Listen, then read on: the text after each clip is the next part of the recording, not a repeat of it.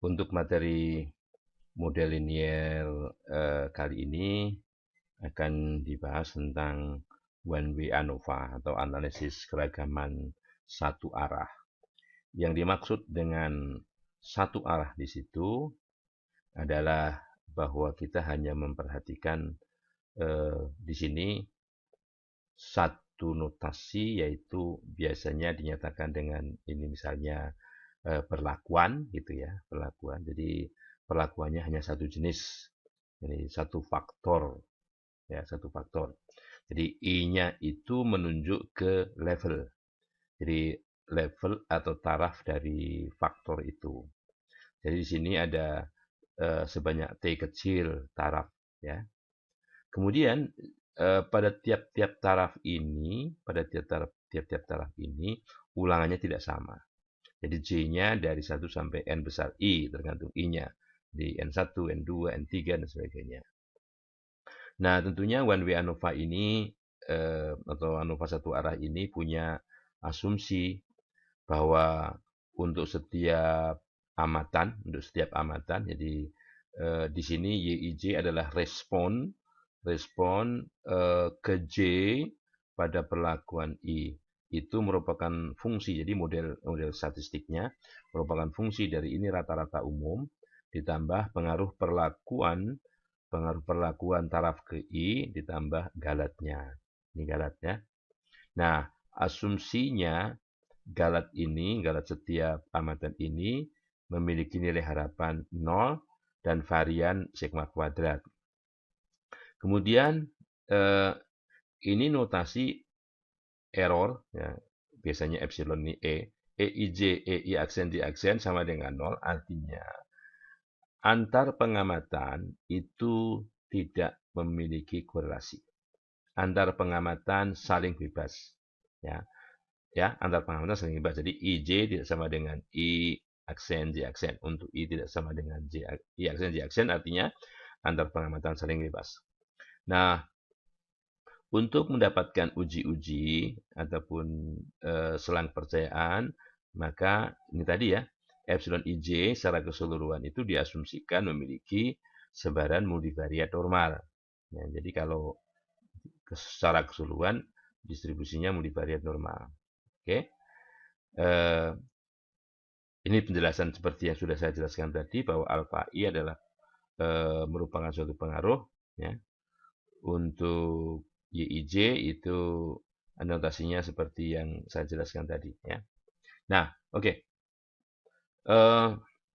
Kalau kita ingin menguji misalnya apakah semua taraf perlakuan itu pengaruhnya sama. Jadi apakah alfa 1, alfa 2, alfa 3 sampai dengan alfa T itu sama? Maka tentunya ini model penuhnya ini menjadi model tereduksi. Model tereduksi artinya si alfa I ini dihilangkan. Jadi YIJ hanya merupakan fungsi dari mu plus epsilon IJ. Saya sering menyebutnya epsilon, walaupun EIJ. Oke. Ya. Nah, jadi itu. Jadi matriks rancangannya tentunya juga berubah. Dari ada matriks 1, di sini matriks ada yang berkaitan dengan alfa 1 sampai alfa T, di sini hanya matriks 1 saja. Oke, nah selanjutnya kita lihat, jadi di sini ANOVA-nya dengan memberikan sebuah teladan. Andaikan N besar 1, N besar 2 sampai dengan N besar T ini kalau kita jumlahkan sama dengan N kecil. Ya. Oke, nah jadi kita akan gunakan notasi di sini bahwa M-nya, matriks proyeksinya, matriks proyeksi tingkat lurusnya, itu adalah X transpose X, generalized inverse X transpose. Ya. X transpose X, generalized inverse X transpose. Nah, ini teladannya di sini kalau kita punya pengamatan sebanyak 5 plus 3 plus 3, 11. Ini 11 ya. Jadi ini notasinya Y11, pengamatan pertama. Ini sama dengan mu ditambah alfa 1 plus ya, error plus E11. Yang di sini 23 ini mu ditambah alfa 2 plus E23 dan seterusnya, ya. Nah, jadi dari data ini kita bisa dapatkan X transpose X-nya. X transpose X-nya kalau ini matriks rancangannya, matriks X-nya, X transpose X-nya adalah ini. Bisa dengan mudah sebetulnya bisa diverifikasi bahwa ini adalah 11, kemudian di sini ini kali ini 5, ini kali ini kolom ini kali kolom ini kalau dijumlahkan ya pasangan bersuaian itu 3, ini 3 ya. Nah, secara simetri kita kemudian bergerak ke sini ini 5 ya. 00 kemudian 030 003 ya, gampang ini. Bisa diverifikasi dengan mudah ya. Oke. Nah, karena X transpose X kali X transpose X generalized inverse X transpose X sama dengan ini ya, maka ini sifat-sifat dari X transpose X ya, sifat dari generalized inverse, maka bisa dengan mudah bahwa X transpose X generalized inverse-nya nah itu kita pilih sama dengan 1/5, 1/3, 1/3 ini ya, ini generalized inverse namanya. Nah, inverse ya kita pilih itu aja, jadi yang di sini kita buat sama dengan 0 saja. Oke. Nah, dengan demikian matriks M-nya nanti bisa diverifikasi dengan R ya. Matriks M-nya menjadi seperti ini, X transpose X generalized inverse, X transpose ya. Ini X-nya, ini adalah apa namanya X transpose X-nya ya. X transpose X generalized inverse ya. M-nya X transpose X generalized inverse, X transpose. Oke. Nah, sehingga matriks M-nya adalah ini. Jadi seperti blok matriks ini.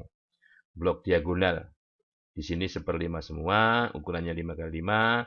Di 1/3 semua, ukurannya 3 kali 3. Di sini 1/3 semua, ukurannya 3 kali 3. Ya. Ini blok diagonal. Jadi disebutnya ini M adalah blok diagonal. Blok diagonal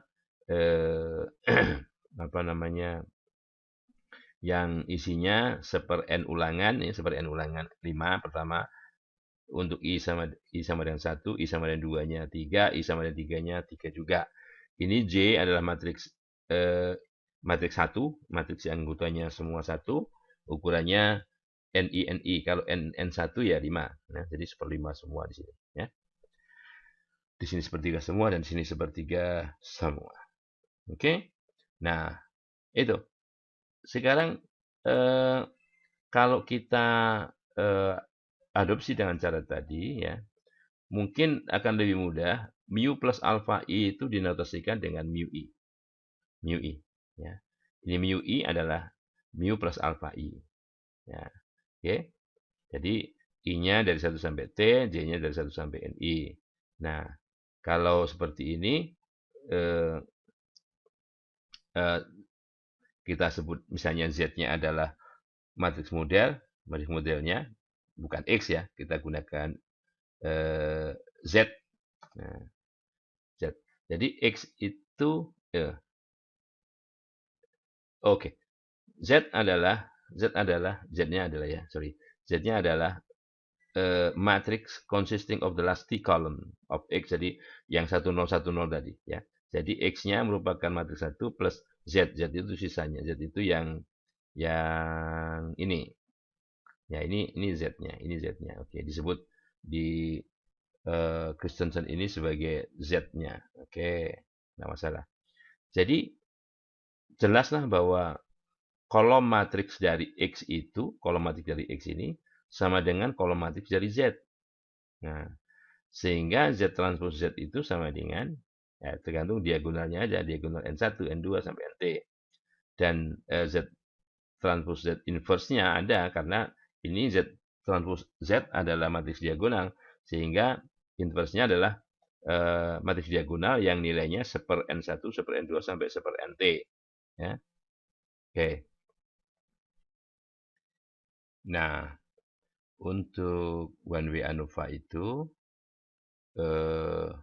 estimasi dari masing-masing parameter ini seperti ini hubungannya ya. Jadi untuk mu plus alpha I ini eh, itu estimable, dan nilai estimasinya adalah, jadi nilai estimasinya, jadi karena mu plus alpha i is to estimable, mu topi tambah alpha i topi itu sama dengan rata-rata dari yi titik. Ini adalah rata-rata sampel akibat perlakuan ke i ya. Jadi perlakuan ke i itu dijumlahkan dulu, perlakuan taraf ke i itu dijumlahkan dulu, berapa, baru dibagi banyaknya ulangan taraf ke i. Nah, notasi mu topi plus alpha i topi ini akan digunakan ya, akan digunakan sepanjang bab ini untuk digunakan untuk sebagai estimasi dari mu plus alpha i. Oke. Nah, untuk keperluan perhitungan kadang apa namanya, lebih mudah untuk menyajikan ya gugus dari nilai estimate ini. Jadi misalnya mu topinya berapa gitu ya, dan sebagainya. Nah, ada kondisi sampingan yang perlu diperhatikan, yaitu bahwa untuk semua apa namanya taraf perlakuan itu berlaku bahwa NI alfa I itu sama dengan 0 jumlahnya. Jadi jumlah dari I dari 1 sampai T artinya jumlah untuk semua taraf perlakuan dari NI alfa I itu harus sama dengan 0. Nah, dengan kondisi ini ya, dengan kondisi ini maka diperoleh bahwa mu itu sama dengan 1 N. Ingat ya, N adalah jumlah semua N besar, ya N1 sampai NT, kali jumlah dari I1 sampai T, NI kali mu plus alpha I. Nah, dengan demikian, nilai estimasinya, kalau ini topinya, ya, ini 1 N, NI, mu topi, alpha I topi, sama dengan, ya. Oke. Nah, ini sama dengan NI per NI, ini 1 ya. 1. YIJ adalah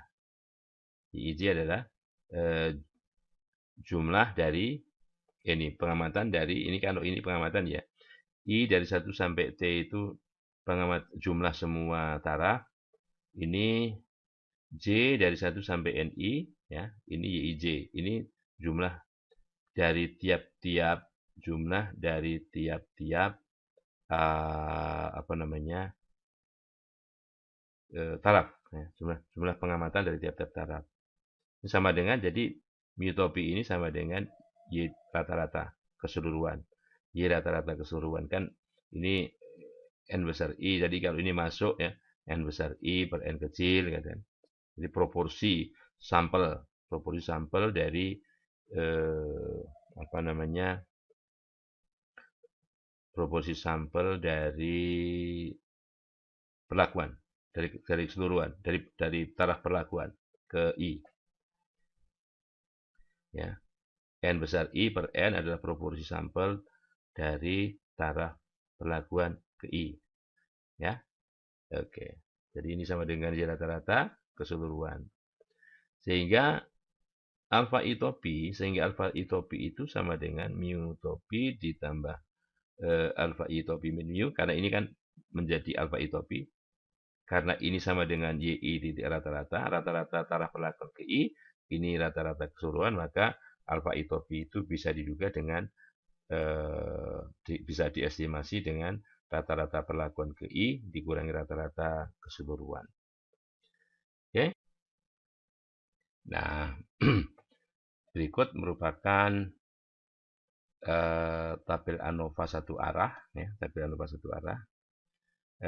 Kalau kita lihat di sini ada komponen respon itu dibagi menjadi komponen grand mean atau konstanta, orang juga sering menyebutnya sebagai konstanta, kemudian pengaruh perlakuan dan pengaruh galak. Ini totalnya disebut dengan total tidak terkoreksi.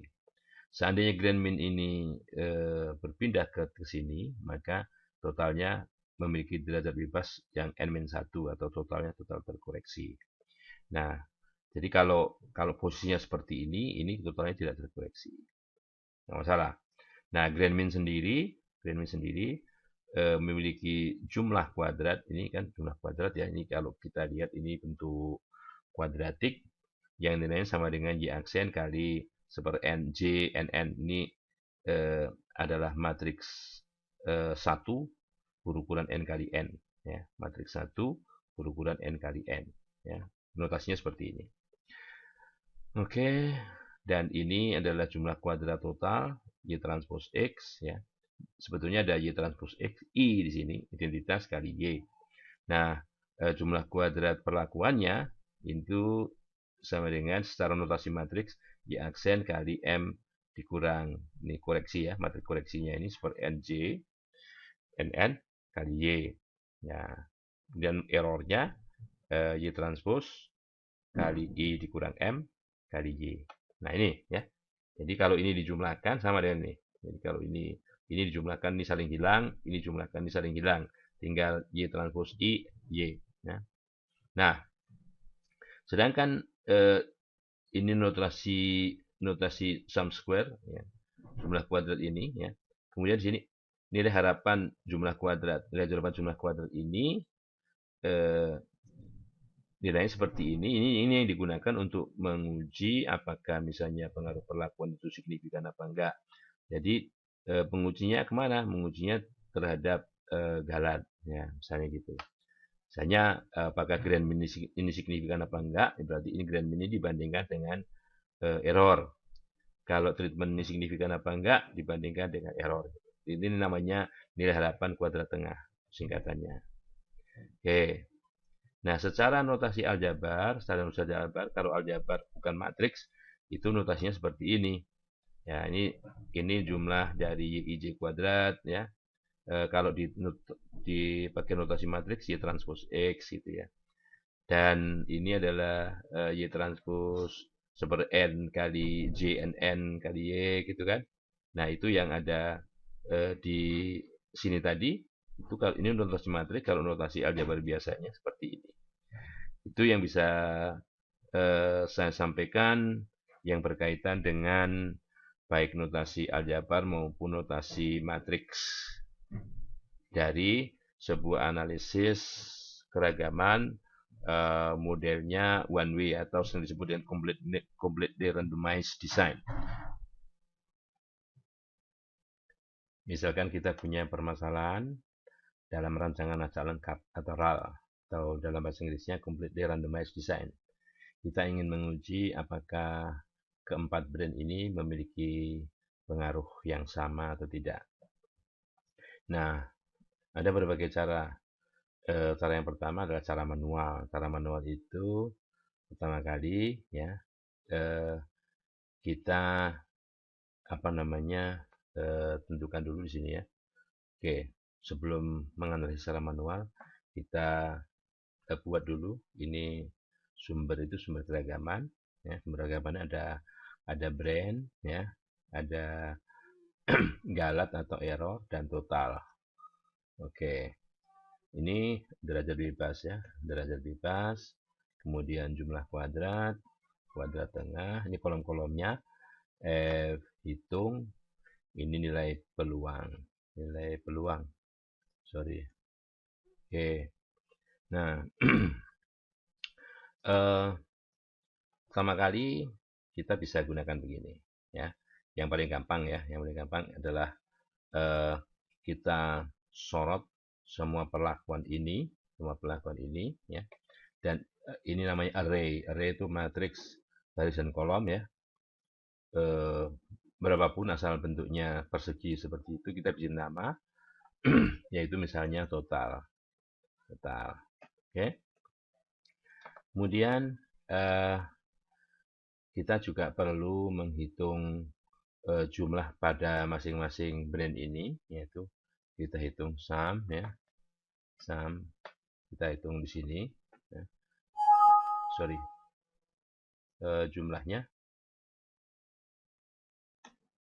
Oke, ini jumlahnya kita kopikan ke kanan. Oke. Nah, kemudian ini kita beri nama perlakuan. Ya. Oleh ini kita beri nama perlakuan yaitu brand. Brand. Nah, ini untuk apa namanya ulangan yang sama. Salah satu cara mengerjakannya seperti ini. Ya. Baik. Kemudian di sini kita buat perhitungannya bahwa jumlah kuadrat total itu derajat bebas total itu bisa dihitung begini. Count total min 1. Oke. Ini juga count brand min 1. Brand. BRAND. Ya, min 1. Nah, galat itu selisihnya. Selisih antara derajat bebas galat sama dengan selisih antara derajat bebas total dengan derajat bebas perlakuan atau brandnya. Nah, sekarang untuk jumlah kuadrat total ini cara mengerjakannya sum square, ya, sum square total dikurang sum total yang dikuadratkan dibagi count total. Nah, jumlah kuadrat total. Sedangkan jumlah kuadrat brand ini sama dengan mirip. Kita kopikan saja seperti ini ke sini, ya. Kemudian di sini kita ganti sum square brand. Nah, oke. Tetapi ini harus dibagi dulu dengan count total dibagi dengan count brand yang merupakan sebetulnya ulangan dari brand itu, ya. Nah, ini jumlah kuadrat brand, kemudian ini jumlah kuadrat galatnya merupakan selisih juga, oke. Nah, kuadrat tengah itu merupakan rasio dari jumlah kuadrat dibagi dengan derajat bebasnya. Demikian juga baik untuk brand maupun yang galat, ya. Dan akhirnya F hitung itu sama dengan kuadrat tengah brand dibagi kuadrat tengah galat 5,22531 dan nilai peluangnya sama dengan karena statistiknya adalah F, ini adalah F dis dari berapa skor di sini, berapa nilai F hitungnya, derajat bebas pembilangnya 3, derajat bebas penyebutnya 28. Nah, ini adalah cara pertama dalam menganalisis rencana acak lengkap.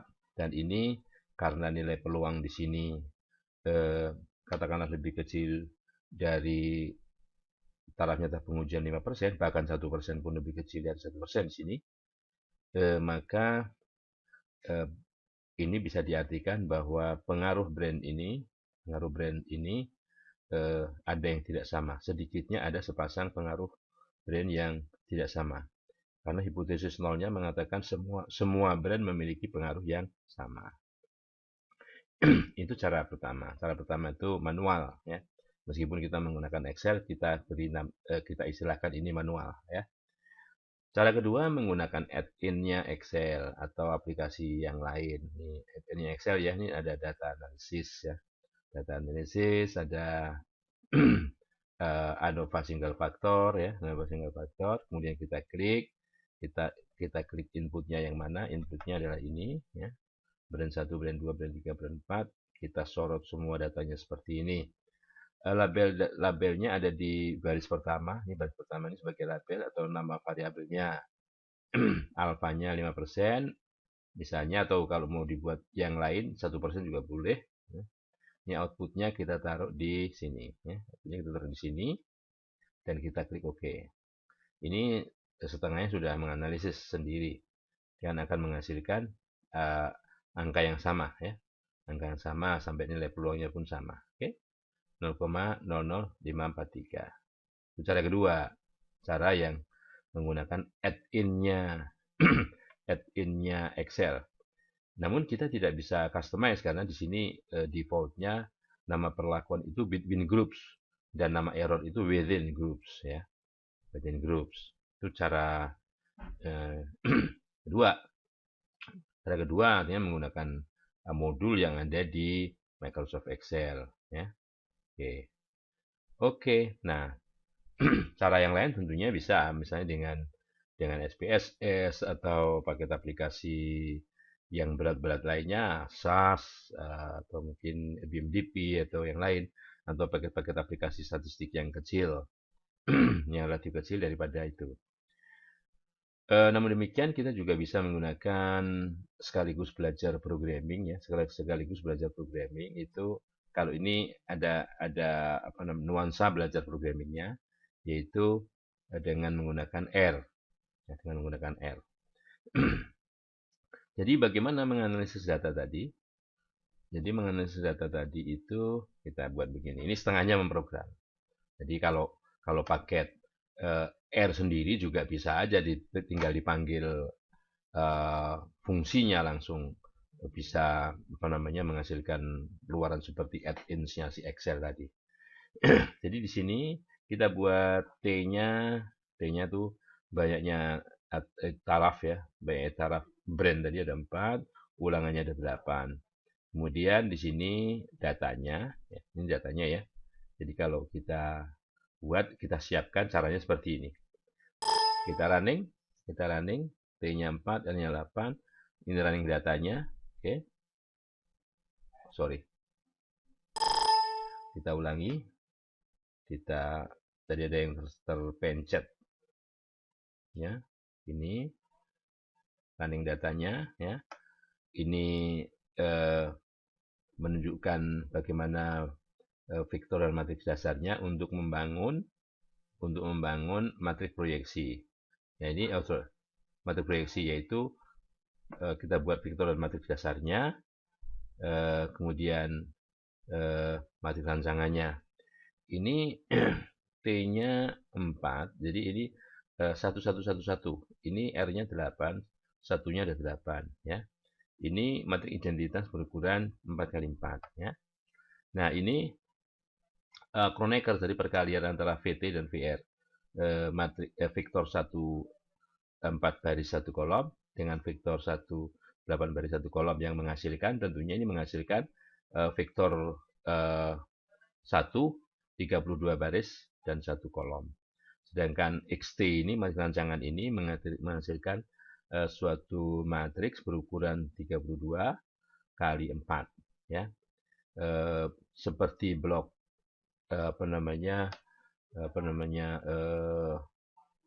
diagonal.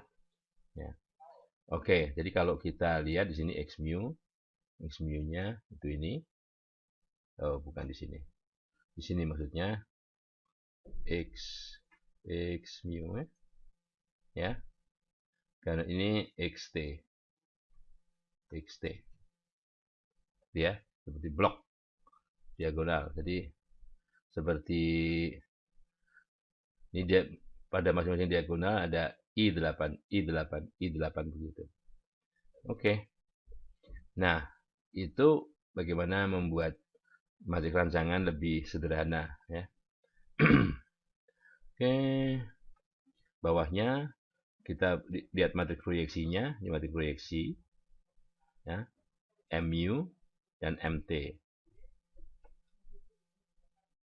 Proyeksi MU dan MT ya. Ini. Kalau mau lihat MU-nya apa? MU-nya ini. MT-nya apa? MT-nya ini. Ya. Oke. MT-nya. Oke. Itu matriks proyeksinya yang nanti akan digunakan dalam penghitungan jumlah kuadrat di sini. Jadi jumlah kuadrat total SST ini MT dikurang MU ya. Jumlah kuadrat galat ini matriks diagonal ya berukuran 32 kali 32 dikurangi MT. Totalnya matriks diagonal 32 kali 32 dikurangi MU.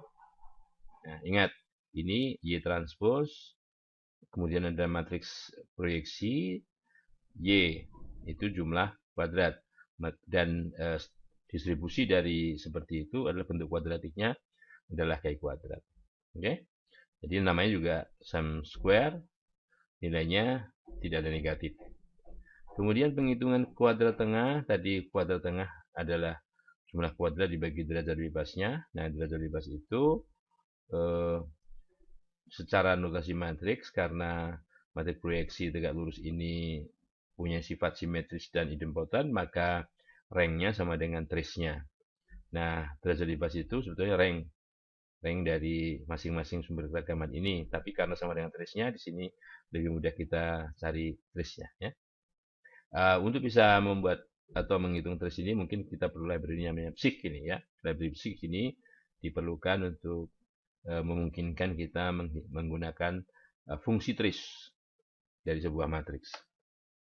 Ini penghitungan statistiknya bahwa nilai F merupakan F hitung sama dengan kuadrat tengah perlakuan dibagi kuadrat tengah galatnya.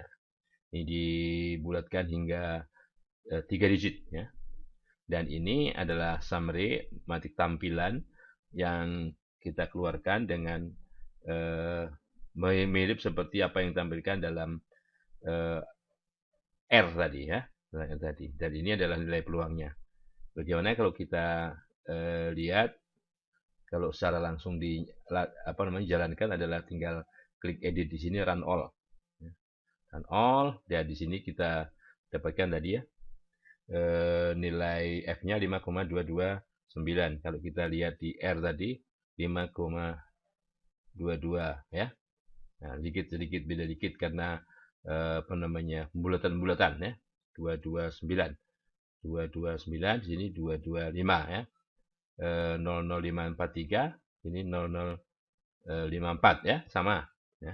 Nah, ini jadi ini adalah bagaimana cara kalau kita mengerjakan dengan R, tapi sedikit kita sekaligus belajar langkah demi langkah untuk membangun sebuah program dengan R, tidak dengan menggunakan modul Excel, tinggal manggil ANOVA begitu saja atau summary begitu saja, tidak. Itu yang bisa saya sampaikan dalam pembelajaran model linier, khususnya rancangan acak lengkap dengan ulangan sama.